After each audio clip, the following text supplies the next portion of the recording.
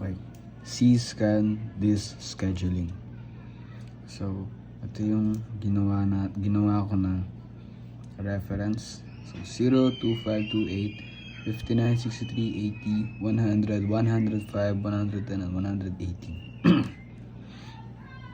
So mag-start tayo sa 80. So 80. Tingnan natin dito, 75, mid 80. So lagyan natin dito ng that. Ito yung 80 natin. Lagyan natin dito 80. Next is 100. So nandito siya sa point natin na 100. Lagyan natin siya ng 100. Next, 105. So 105 medyo dito sa part na to. 105. Next is 110.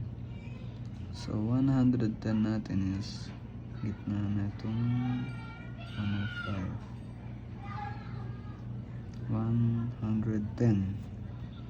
Next is 118. Dito sa fourth. 118. 118. Next is 199 kasi na-catch yung C-scan. Pinakamataas niyang marireach. So 199 dito. 199.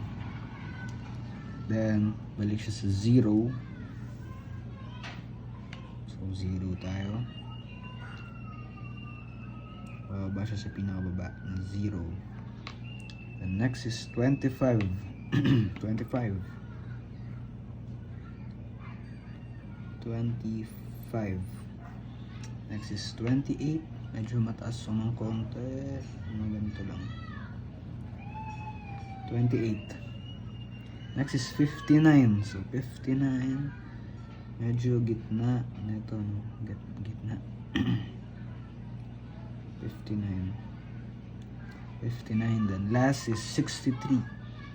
So 63 is medyo gitna. Medyo pagitan na itong 63. Then kukonect na natin. Gamit tayong ruler para maayos yung pagkakalinya natin. Then 82, 100. Next 100 to 105.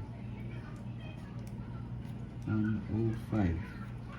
Next 105 to 110. 105 to 110. Then 110 to 118. 110 to 118. Next 118 to 199. 118 to 199.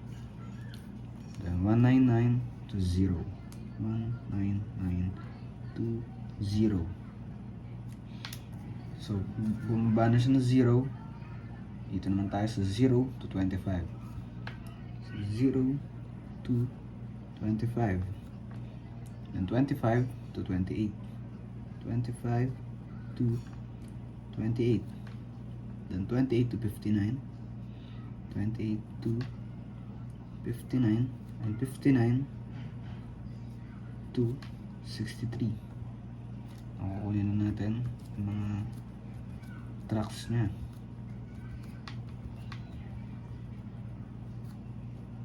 $80 to 100 is 20. Next is 5 again. 8 is 81. Next 199. So 0 to 25, 25, 3, 31, and 4. So total natin siya, no? Total distance